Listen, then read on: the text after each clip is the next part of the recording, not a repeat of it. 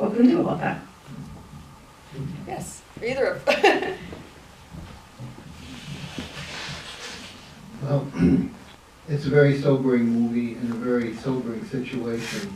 But I wonder, really, we can take in a few hundred or maybe 500,000, but how there are so many people who are going to be displaced. And I'm sure this is rhetorical. I don't think any of us has an answer. But the question is, if all of these people are moving and nobody wants them, or a lot of people don't want them, then what do we do?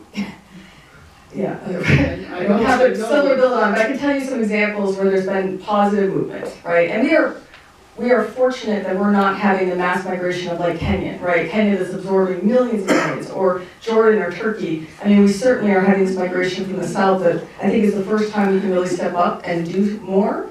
But look at the country of Tanzania. So there were Burundian refugees there for 26 years, constantly saying, you know, when am I going to find an alternative solution? Finally, Tanzania was like, you know what? We're hurting our own country when we actually don't legally allow them to be here, to work, to contribute, to get access to services. It's costing us more, and it's alienating the host community and the newcomers. So they carte blanched hundreds of thousands of people, allowing them to integrate, which then gave Tanzania more leverage to say to the international community, if we, an underdeveloped, economically challenged country, can make this work, so can others.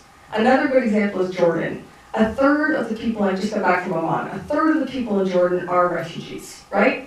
They're in the same position. They know that Turkey's not going to open their border, Hungary's not going to open their border immediately. So they also see that 10 to 17 year number. So they are also allowing people the legal right to work, to start businesses, which many refugees do. And they did something that I think we can all learn from. It is not unusual for the international humanitarian community to come in and give lots of aid to the newcomers, right? Because they have an obligation under international law, and all of us have heartstrings, right? But the Jordanians were like, wait. My child can't go to school. My child is not given that backpack that every refugee child is given. What is that about? So then the international community and the UNHCR and CARE, everybody said, you're right. So they started providing the same opportunity for low-income kids in Jordan. Well, what did that do? It made it, again, a way to say, it's not us and them, it's we. One other thing I would add to that is, another good example is Southern New Hampshire University has a program that they are providing online training to people who are living in refugee camps, and with the eye to getting them trained and giving them skills that will allow them to, when they are finally resettled, to contribute to their communities. So I think that's another great example of things we can do. All right, I think we've got time for one more question. Just to follow up on your question about aid, I've heard in Concord, when the refugees came, well, they're taking away from my child.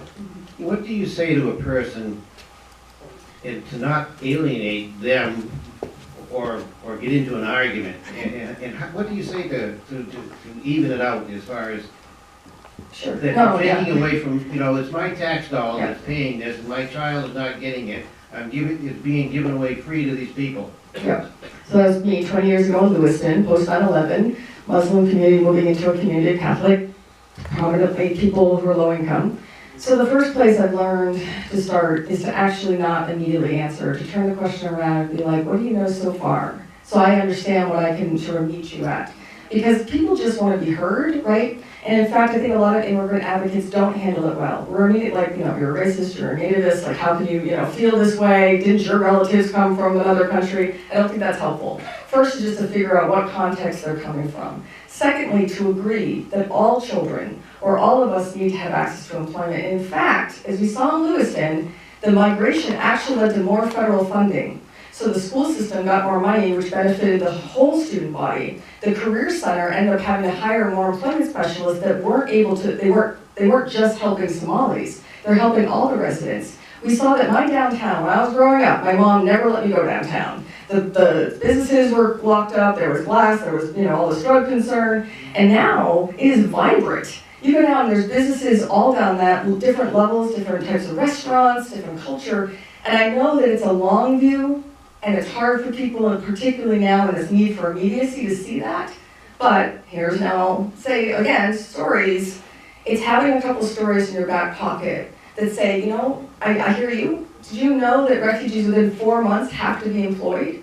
And what I've seen is when they get employed, this is what they eventually contribute back.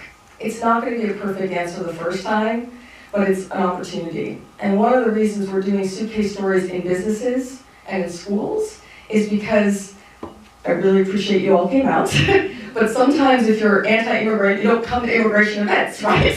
Unless to complain, maybe. And I respect that too. I mean, but if we can get in front of people who have these concerns and let them meet the young boys, let them meet the Sudanese that's going to speak tomorrow, these kids, that's the small step that begins.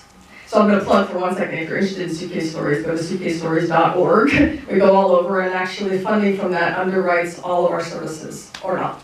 It contributes to our services. I'll just say one last thing. I really do think that like the long-term view is important, because you can come up with these, you know, very immediate, in-your-face examples, usually negative, right? But even Lewiston, like I know that story too, and it wasn't just a smooth, nice path toward where it is right now.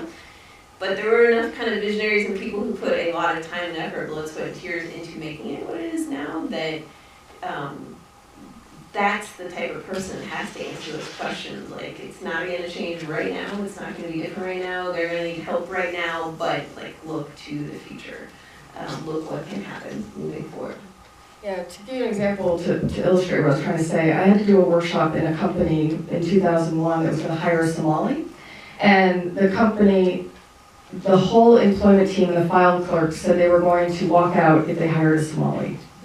Now that bank made an incredibly smart decision to stand strong and say we support all employment and all individuals, but we want to hear from you and we want to make this a welcoming place for this individual. So they had myself and 2 Somalis do a series of conversations, and they sent me in first because I looked like them, right?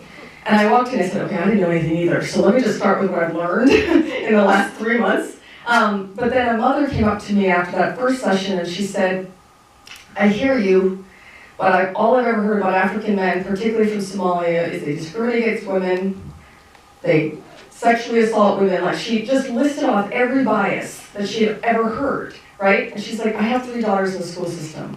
I can't imagine that. And I was able to say to her, I hear you. I mean, when Black Hawk Down came out, that did not help Lewiston, right? And I said, but next month, you're going to meet Omar. And I just described who Omar was. And I said, I hope that Omar can change your mind, because there is a wonderful men in the Somali community. And yes, are there some bad apples? But I said, here in Lewiston, you and I know there's some bad apples, right? And so like we had to start from there. And I told her how brave she was to ask the question that we aren't comfortable asking. And then eventually, okay, I'll end on this is the kumbaya moment. After those series of sessions, not only did they hire the woman, but that file clerk department translated every word, the file, the telephone, all of these words, so she felt welcome, and they hosted a potluck on that first Friday in honor of her because it's Holy Day in Islam. And I just thought, we can get there, but we have to be more candid and honest.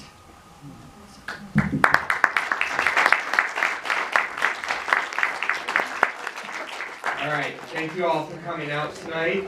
Do remember to fill out